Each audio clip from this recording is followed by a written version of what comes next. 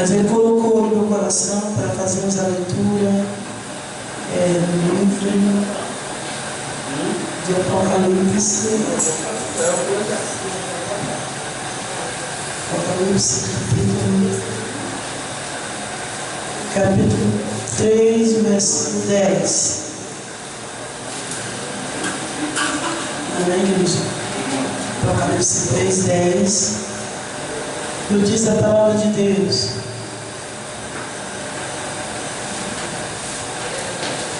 você guardou a palavra da minha perseverança, por isso também eu guardarei da hora da aprovação que há de vir sobre o mundo inteiro, para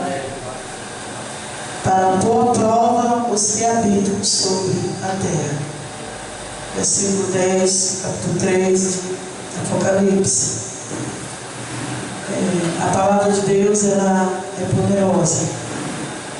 Nós precisamos ler a palavra de Deus com entendimento, tendo um entendimento ao ponto de compreender aquilo que muitas vezes vem contrário ao que Deus promete, né? Deus falou ao meu coração sobre os sinais da vinda de Cristo, né? Os sinais. E se Ele está falando de sinais, é porque a vinda dele está nas portas. Não há como falar dos sinais da vinda de Cristo sem falar da vinda, né? E essa palavra que lemos, ela traz uma promessa para a igreja. Traz uma promessa que a igreja não passará pela grande tribulação aqui na terra. E com certeza nós acreditamos que estamos passando um momento chamado princípio de dores. É muito pouco esse nome para o que está acontecendo, né? Porque quem está ligado com realmente os acontecimentos do mundo sabe que as coisas não estão fáceis.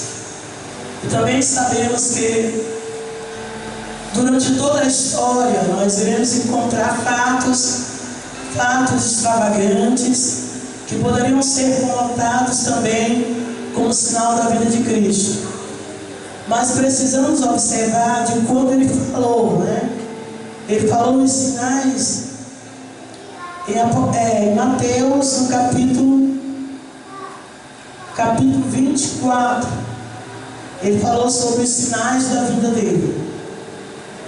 E olhando para estes sinais, está escrito aqui, né, em Mateus 24, perdão. Ele diz assim: quando vocês virem, versículo 15,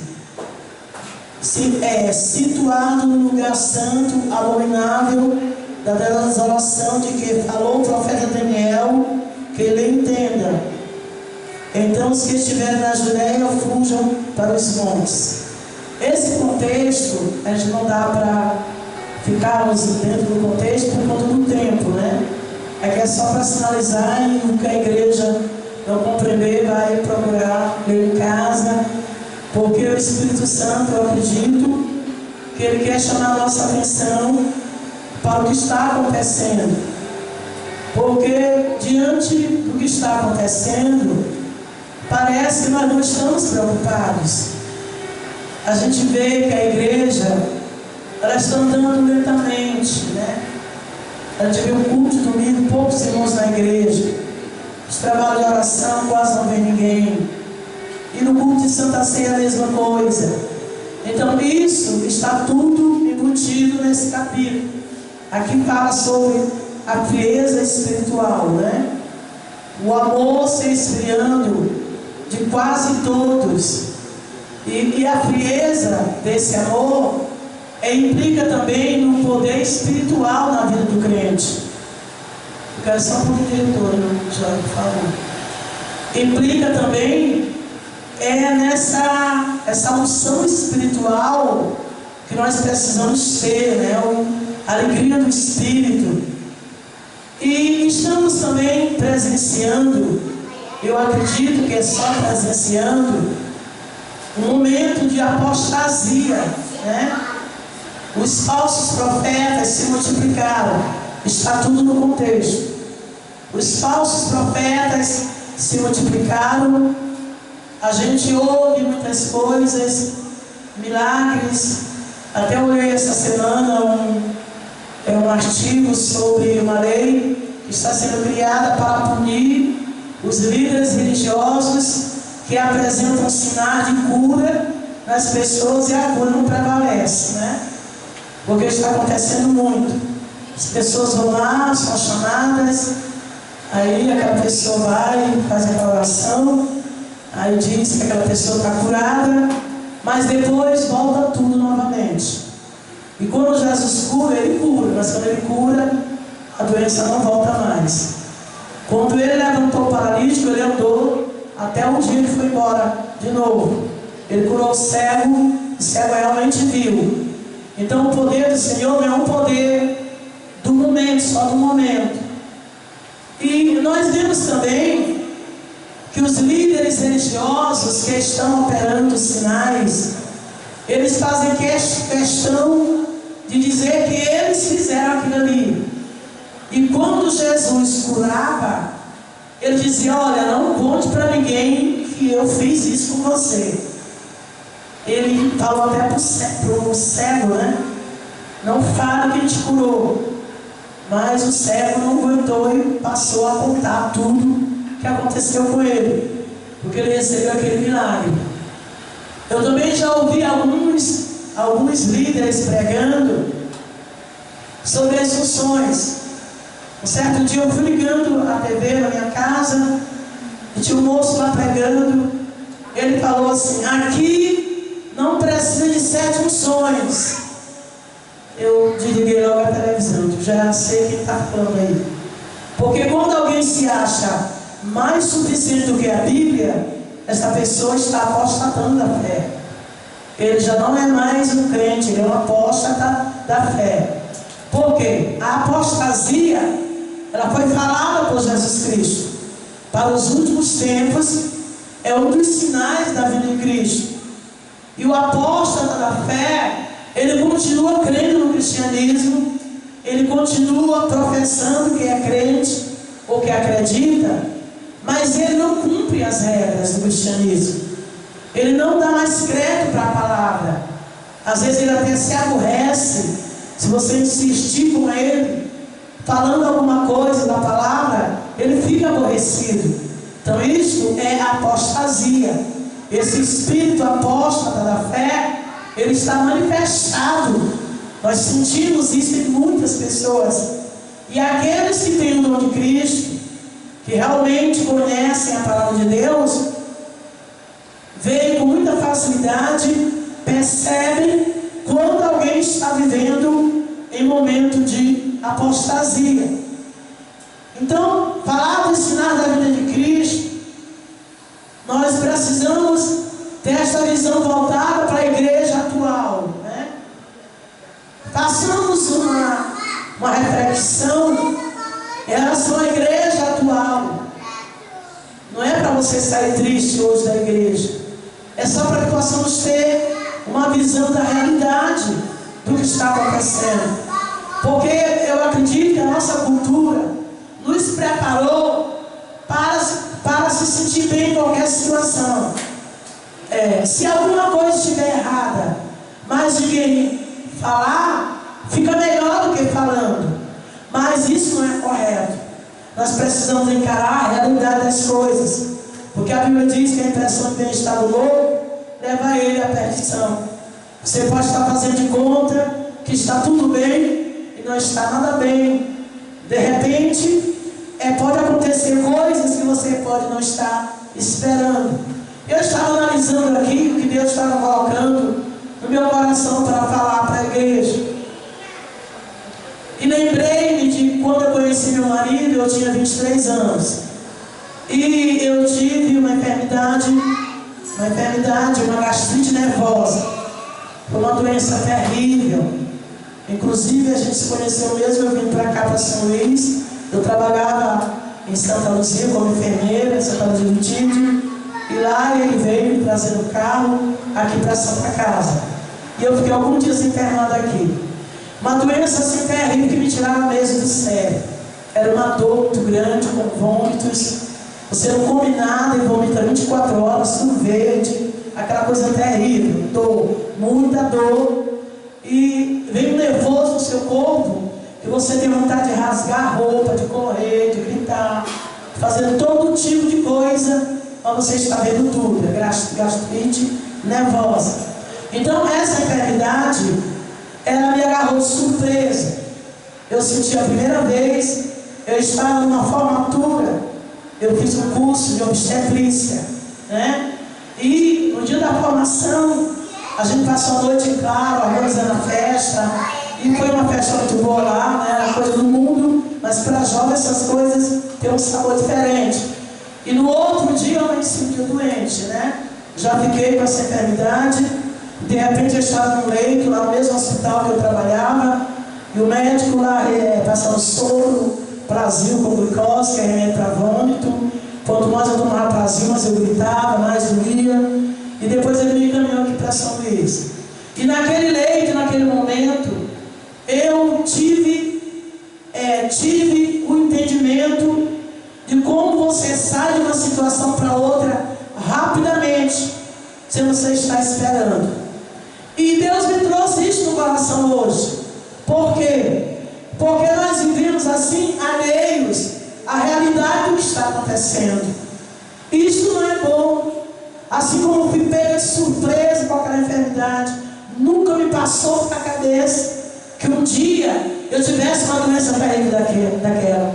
E aconteceu comigo que eu estava me sentindo fraca no outro dia, tinha passado a noite claro, peguei plantão 8 horas da manhã, e ali existia uma medicação chamada Neoceretil Complexo, era uma injeção, né, uma medicação injetável, de 20 centímetros, aliás, de 20 ml. 20 ml. E ali, a gente sempre tomava essa medicação, eu e as demais colegas, para poder resistir os plantões, porque os plantões eram muito puxados.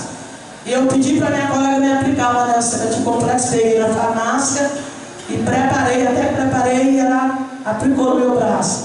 Ela começou a injetar aquela injeção, veio aquele fogo no meu corpo. Ele começou, esta doença começou assim, estava sentindo nada. E veio aquele mal todo, que eu fiquei muito mal mesmo. Fiquei um ano doente, um ano. Depois me deu um nervoso que eu tomava Valium 10. Quando eu comecei a andar com meu marido, que a gente namorava, eu já andava com essa injeção de Valium 10. Já com aquela cuba de inox. Até hoje eu tenho essa cuba, cheia de injeção, de seringa. Onde dava aquele nervoso, ele parava o carro e me aplicava a injeção. Eu sofri muito. Então, Deus estava me trazendo isso hoje, do que acontece com a gente sem saber do que está por vir, ou sem ter entendimento, ou sem parar um pouco para observar a realidade da palavra, irmãos. Olha, irmãos, a gente não está aqui para sempre. Nós não estamos aqui para sempre. Eu não estou falando em morte de ninguém. Eu estou falando que a igreja vai sair da terra. A igreja vai sair da terra. E aquele que não sair será bem pior. Porque nós sabemos que o arrebatamento será para os salvos. Aqueles que estiverem preparados, aqueles que estiverem de acordo com a palavra, ouvirão o toque da trombeta de Deus ecoar nos ares. Isso que a Bíblia fala sobre a segunda vinda de Cristo, que Ele se manifestará nas nuvens dos céus e enviará os seus anjos para arrebatar a sua igreja no momento, no abrir e fechar de olhos. E tudo isso Ele fala, dando esses sinais de tudo que estamos presenciando. Tudo. O mundo está revirado, o Brasil está muito mais. Os líderes, os políticos, aqueles que têm o poder para fazer as leis, eles estão estudando anular o crime de pedofilia, né?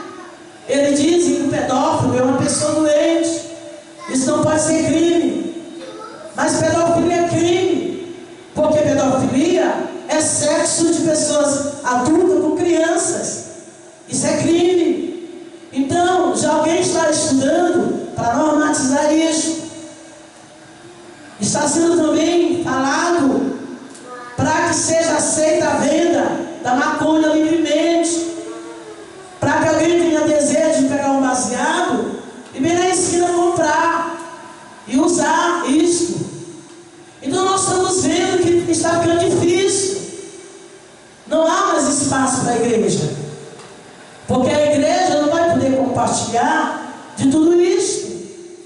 Estamos vendo a luta do lesbianismo, o LGBT, aplaudido no mundo inteiro.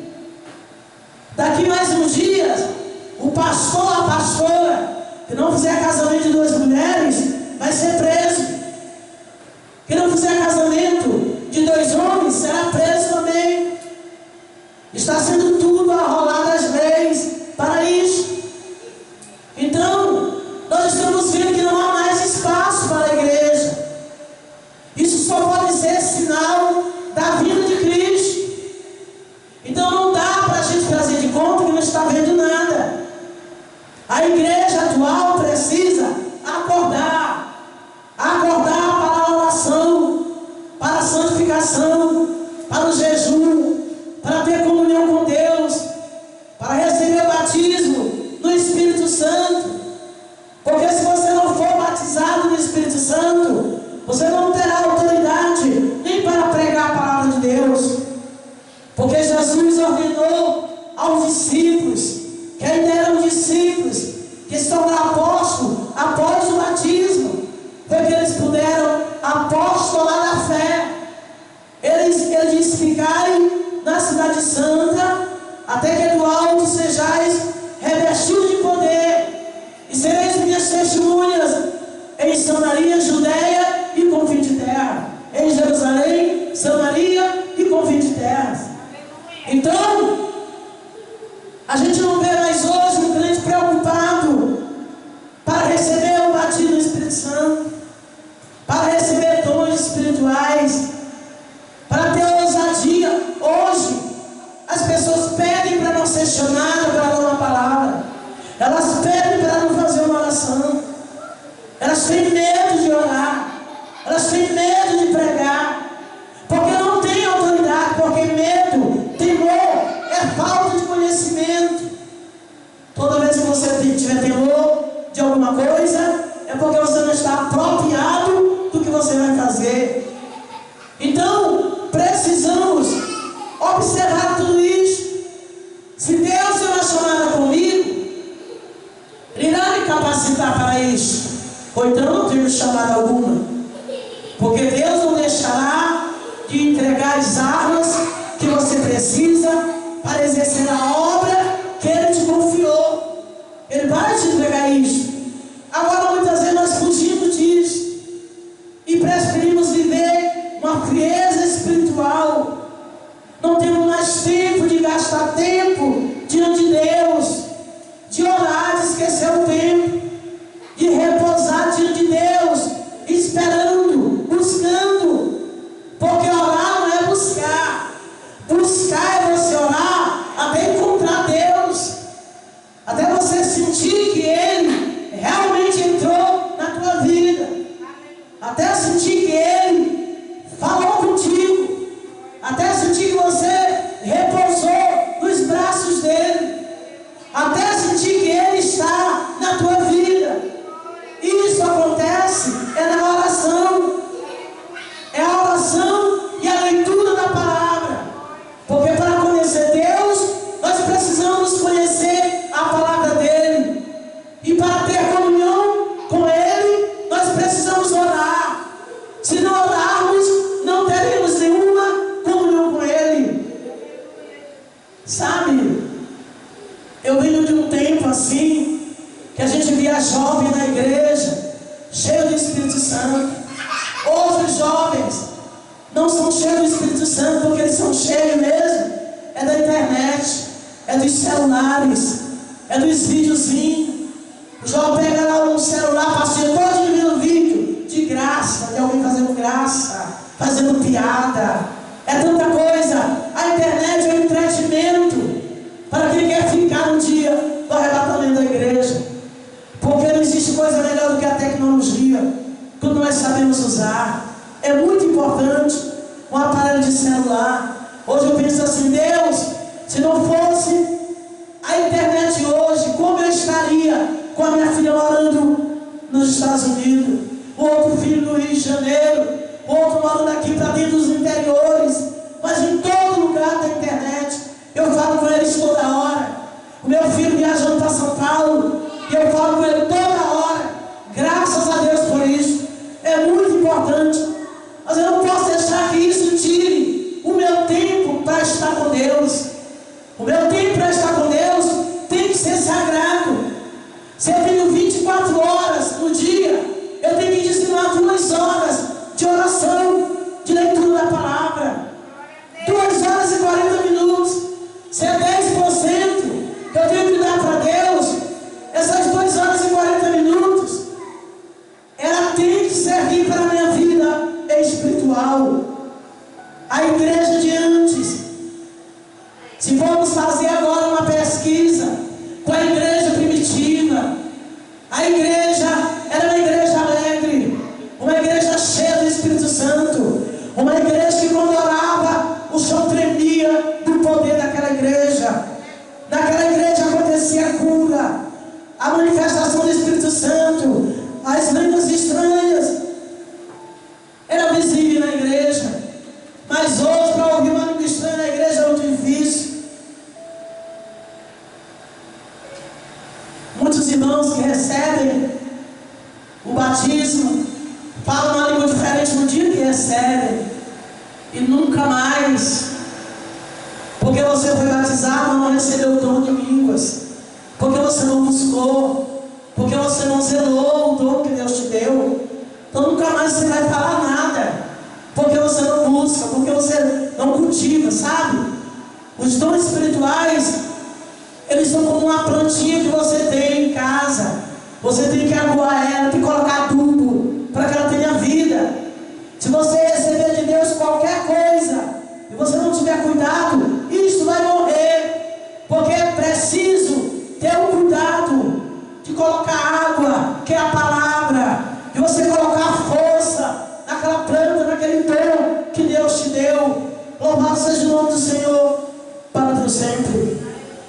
A igreja de antes, os paralíticos andavam, os cegos viam. Hoje a gente se depara com muita gente querendo fazer milagre, mas de milagre não tem nada. Tem uma pessoa que está lá todo torto, e aí alguém vai lá e ministra, e não tem levantando e sai todo torto, com uma muleta de um lado do outro. Aí alguém vai lá e diz que ele foi curado. Aquilo é só invenção. A pessoa não foi curada. Quando Jesus curou aquele coxo, ele disse: pega teu leito e vai para tua casa. Louvado seja Deus. Quando Jesus